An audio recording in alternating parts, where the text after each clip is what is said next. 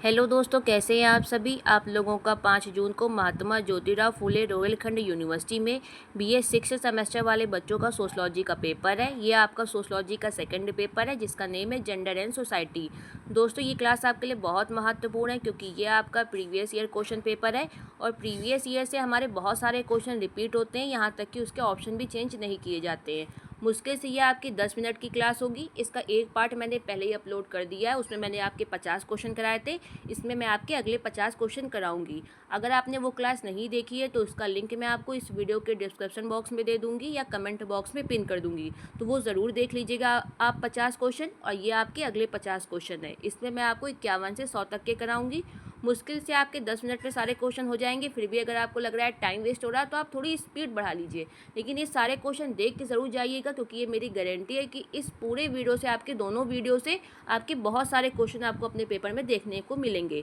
चलिए अब हम लोग अपने क्वेश्चंस की तरफ चलते हैं। आपका फर्स्ट क्वेश्चन है, किस नारीवादी विचारक ने कहा है स्त्री पैदा नहीं होती बल्कि बना दी जाती है।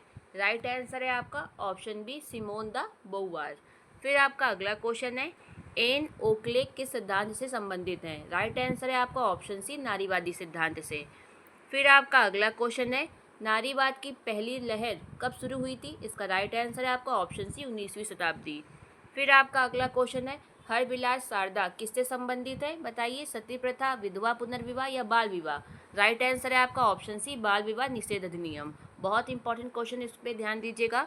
फिर आपका अगला क्वेश्चन है, मातृत्व लाभ अधिनियम कब पारित हुआ था। इसका राइट आंसर है आपका ऑप्शन सी, 1961 में।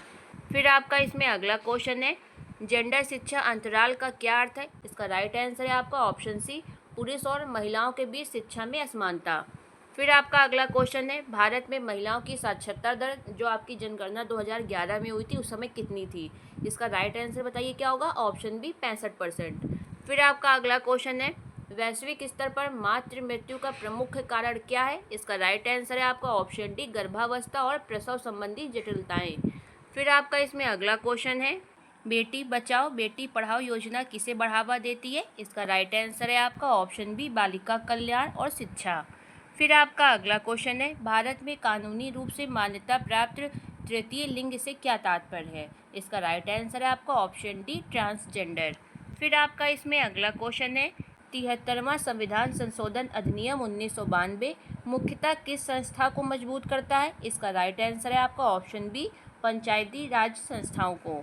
फिर आपका अगला क्वेश्चन है, भारत में व्यक्तिगत कानून किस आधार पर होते हैं। इसका राइट आंसर है आपका ऑप्शन बी, धर्म के आधार पर। फिर आपका इसमें अगला क्वेश्चन है, कौन सा नारीवादी दृष्टिकोण कानूनी सुधारों में विश्वास करता है। इसका राइट आंसर है आपका ऑप्शन बी, उदारवादी नारीवाद। फिर आपका अगला क्वेश्चन है, मार्क्सवादी नारीवाद को और किस नाम से जाना जाता है। इसका राइट आंसर है आपका ऑप्शन सी, समाजवादी नारीवाद। फिर आपका अगला क्वेश्चन है, जेंडर अक्सर किसके द्वारा थोपा जाता है। इसका राइट आंसर है आपका ऑप्शन बी, समाज के द्वारा। फिर आप, बहुत इंपॉर्टेंट क्वेश्चन दोस्तों, इस पर विशेष तौर पे रट के जाइएगा इसको। फिर आपका अगला क्वेश्चन है, निम्नलिखित में से कौन सा समानता की विशेषता नहीं है। इसका राइट आंसर है आपका ऑप्शन बी, समान अत्याचार। फिर आपका अगला क्वेश्चन है, राजा राम मोहन राय किसके समर्थक थे। इसका राइट आंसर है आपका ऑप्शन सी, महिलाओं के अधिकार और सामाजिक सुधार के।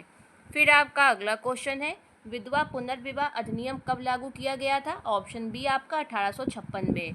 फिर आपका अगला क्वेश्चन है, खाप पंचायत को और किस नाम से जाना जाता है। बहुत इंपॉर्टेंट है, इस पर ध्यान दीजिए। राइट आंसर है आपका ऑप्शन बी, जाति पंचायत के रूप में। फिर आपका अगला क्वेश्चन है, महिलाओं का शहरों की ओर प्रवास किन कारणों से हो सकता है। उपरोक्त सभी ऑप्शन डी आपका एकदम सही है, शिक्षा के अवसर, हिंसा से बचाव और रोजगार। फिर आपका इसमें अगला क्वेश्चन है, जेंडर असमानता किन कारणों से उत्पन्न हो सकती है। अवसरों से वंचित करना, नस्ल या जाति या वर्ग। राइट आंसर आपका ऑप्शन डी, उपरोक्त सभी। फिर आपका अगला क्वेश्चन है, निम्नलिखित में से कौन सा घरेलू हिंसा का सिद्धांत नहीं है। इसका राइट आंसर है आपका ऑप्शन सी, उदारवादी सिद्धांत। आपका जो उदारवादी सिद्धांत है वो नारीवादी का समर्थन करता है, घरेलू हिंसा का नहीं करता। फिर आपका अगला क्वेश्चन है, वर्किंग वुमेन हॉस्टल योजना का उद्देश्य क्या है। ऑप्शन बी आपका, सुरक्षित आवास उपलब्ध कराना। फिर आपका अगला क्वेश्चन है, ईव टीजिंग किसका उदाहरण है। इसका राइट आंसर बताइए क्या होगा। ऑप्शन फर्स्ट आपका, सामाजिक हिंसा का।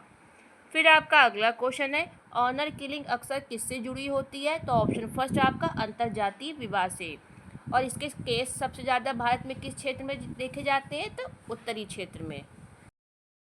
फिर आपका अगला क्वेश्चन है, निम्नलिखित में से कौन सी योजना महिला उद्यमिता को बढ़ावा देती है? तो ऑप्शन फर्स्ट आपका स्टैंड अप इंडिया।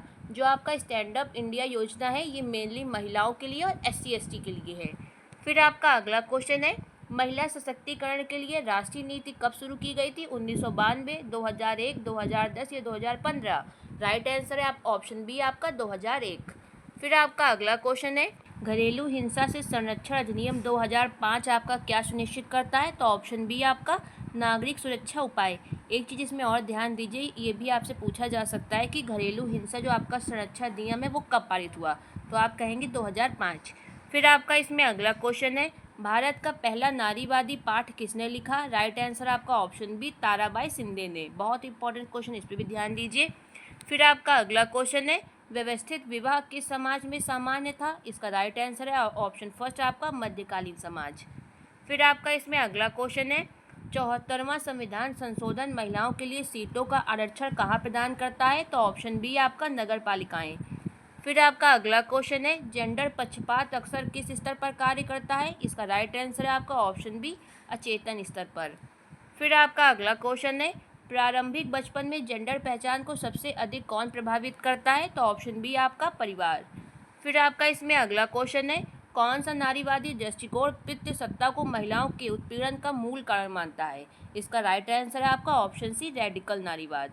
फिर आपका अगला क्वेश्चन है, इसमें जेंडर स्थिरीकरण का क्या अर्थ है? इसका राइट आंसर है आपका ऑप्शन बी शक्ति और प्रतिष्ठा के आधार पर जेंडर का क्रम निर्धारण। फिर आपका इसमें अगला क्वेश्चन है, कौन सी समानता समान अवसर के साथ साथ समान परिणामों पर भी ध्यान देती है? इसका राइट आंसर है आपका ऑप्शन बी वास्तविक और सार्थक समानता। फिर आपका अगला क्वेश्चन है, पितृसत्ता का सबसे सही अर्थ क्या है? ऑप्शन फर्स्ट आपका बुजुर्गों का शासन, ऑप्शन बी आपका महिलाओं का प्रभुत्व या ऑप्शन सी पुरुष प्रधान सामाजिक व्यवस्था? तो ऑप्शन सी आपका एकदम सही है, पुरुष प्रधान सामाजिक व्यवस्था। फिर आपका इस पे अगला क्वेश्चन है, निम्नलिखित में से कौन मनोवैज्ञानिक उत्पीड़न का कारण है? शारीरिक हमला, दहेज भुगतान, मौखिक अपमान या कानूनी अलगाव? इसका राइट आंसर है ऑप्शन सी आपका मौखिक अपमान। फिर आपका इसमें अगला क्वेश्चन है, जेंडर आधारित श्रम विभाजन का क्या अर्थ है? इसका राइट आंसर है आपका ऑप्शन सी सामाजिक रूप से निर्धारित जेंडर भूमिकाओं के आधार पर कार्य विभाजन। फिर आपका अगला क्वेश्चन है, नारीवाद की कौन सी लहर ने यौनिकता और कार्यस्थल भेदभाव जैसे मुद्दों पर जोर दिया है? इसका राइट आंसर है आपका ऑप्शन बी दूसरी लहर ने। फिर आपका अगला क्वेश्चन है, जेंडर भूमिकाएं कैसी मानी जाती हैं? इसका राइट आंसर है ऑप्शन सी आपका परिवर्तनशील और सांस्कृतिक रूप से भिन्न। फिर आपका अगला क्वेश्चन है, महिला सशक्तिकरण का मुख्य अर्थ क्या है आपका? राज्य पर निर्भरता, संसाधनों और निर्णय निर्माण पर नियंत्रण, घरेलू सीमाबद्धता? इसका राइट आंसर है ऑप्शन बी आपका संसाधनों और निर्णय निर्माण पर नियंत्रण। फिर आपका अगला क्वेश्चन है, उदारवादी नारीवाद की प्रमुख विशेषता क्या है? ऑप्शन फर्स्ट आपका पूंजीवाद का उन्मूलन, हिंसक क्रांति, कानूनी और नीतिगत सुधार या जैविक श्रेष्ठता? इसका राइट आंसर है आपका ऑप्शन सी कानूनी और नीतिगत सुधार। दोस्तों इसमें एक चीज़ बहुत इंपॉर्टेंट है, ये ध्यान दीजिए। जैसे आपका इसमें पूछा गया है कि उदारवादी नारीवाद की प्रमुख विशेषता क्या है, तो इस तरीके के आपके 3 क्वेश्चन बन सकते हैं। पहला आपका उदारवादी नारीवाद, दूसरा आपका रेडिकल यानी उग्र नारीवाद से, तीसरा आपका मार्क्सवादी नारीवाद से। अब आप इसके अंदर देख लीजिए क्या है, क्योंकि अगर इससे आपके पेपर में क्वेश्चन आता है तो आप बहुत इजी वे में कर लेंगे।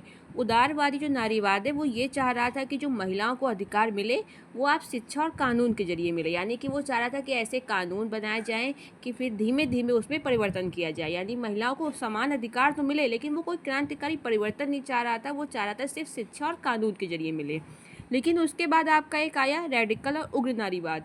उसने ये कहा कि कानून और शिक्षा के माध्यम से तो बहुत दिनों में जाके महिलाओं को अधिकार मिलेंगे और ये प्रणाली अच्छी नहीं है। वो चाह रहा था कि जो समाज में पुरुष प्रधान समाज है ये पूरी व्यवस्था को चेंज कर दिया जाए कि पुरुष पुरुष पुरुष ऐसा ना हो, महिलाओं को भी समान अधिकार मिले।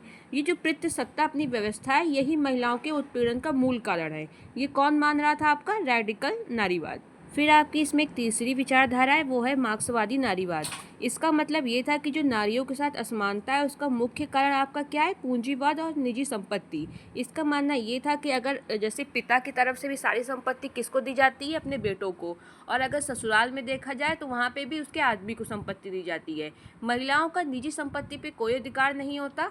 इसलिए मार्क्सवादी नारीवाद का मेन मुद्दा क्या था, पूंजी यानी कि पैसा। वो चाह रहा था कि जैसे महिलाओं को घर में फ्री काम कराया जाए, जैसे महिलाएं आपका झाड़ू पोछा खाना बर्तन सब करती हैं लेकिन की कोई वैल्यू नहीं होती। अगर आप देखिए सामान्यतः आदमी क्या कहते हैं, महिलाओं के पास काम ही क्या है, वो झाड़ू पोछा बर्तन ही तो करती हैं, मेन काम तो आदमी करते हैं। तो मार्क्सवादी नारीवाद ने इसी विचारधारा का विरोध किया था। तो ये आपकी जो विचारधारा है इनसे क्वेश्चन बन सकते हैं, इसलिए इसको ध्यान रखिएगा। फिर आपका अगला क्वेश्चन है, इसमें घरेलू हिंसा को कानूनी रूप से किस अधिनियम के तहत संबोधित किया गया है। इसका राइट आंसर क्या है, ऑप्शन बी आपका घरेलू हिंसा अधिनियम 2005। फिर आपका इसमें अगला क्वेश्चन है, जेंडर समानता का अंतिम उद्देश्य क्या है। बताइए, एक रूपता, शक्ति का उलटफेर, सभी जेंडरों के लिए न्याय और समान गरिमा, या संस्कृति का अंत। तो ऑप्शन सी आपका एकदम सही है, सभी जेंडरों के लिए न्याय और समान गरिमा। तो दोस्तों ये थे आपके मोस्ट इंपॉर्टेंट 100 MCQs मैंने करा दिए। अगर आपको किसी भी क्वेश्चन में कोई भी डाउट हो तो आप निसंकोच मुझे कमेंट कर सकते हैं, उसका रिप्लाई मैं डेफिनेटली करती हूँ। और वीडियो देखने के लिए धन्यवाद।